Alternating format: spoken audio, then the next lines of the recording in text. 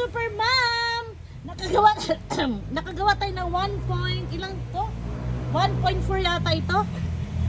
O 1.5 liters na lagayan. Ito ang nagawa natin sa 4 na apple, 3 lemon, kalahating kilong celery, 1/4 na luya at luyang dilaw, 2 kutsarang honey at cinnamon. Where's the cinnamon? Ala, nawala na yung cinnamon ko. 1 kutsara bawat blend kanina kasi 2 batch tayo. So ayun na guys, ang dami nang nagawa ko. I-ref natin to kasi mas masarap siyang inumin kapag malamig na malamig, sobra. Kapag malamig na malamig siya, wala kang maramdaman na aftertaste. Wala siyang aftertaste. Pagka malamig na malamig, mas masarap siyang inumin kapag super lamig. Ayan. Umiiyak si Butike, alanganin ang tulog, alanganin ang gising. Inayos ko na tong rubber kasi natatanggal. Ayan na. So, isasara ko na to. Natapon yung cinnamon mo. Oh, nasa likod ko pala. Tumumbala. Ayan! Ready to chill! This is for 4 to 5 days. Kasi, di siya abot ng 1 week dahil isa sa almusal, isa sa hapunan. Before to have, before meal. So, may natira pa guys. Ayan no, ang dami pa. Oh. Ayan, iinumin natin to.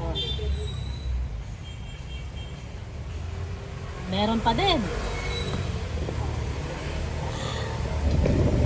Ayan. Iinumin natin mga guys. Ito fresh na fresh talaga to. Bagong-bagong gawa. As in super fresh.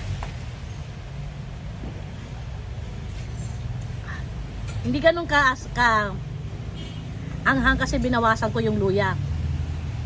Kasi nung una kong gawa, sobrang dami ko nilagay ng luya. Talagang 1/4 kilo ng luya nilagay ko. Tapos 1/4 din na luyang dilaw. So ngayon, pinag-isa ko na yung luyang dilaw at saka luya, 1/4 lang silang lahat. So, okay lang yung tawag ito, anghang. Hindi siya maanghang. May kurot lang. May kurot lang ng anghang. So, dahil may na tayong i-rep, ito, inuwi na natin. Kasi kanina wala akong ininom.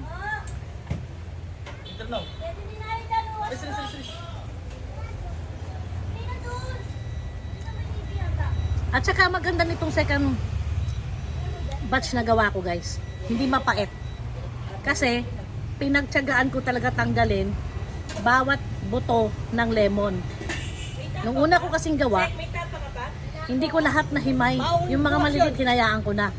Kaya may aftertaste na pait yung una kong gawa. Pero ito ngayon, perfect! At saka, kaya nagbago ang lasa dahil hindi ko na nakalimutan si honey, hindi ko na rin nakalimutan ang cinnamon powder. Let's drink for our good health.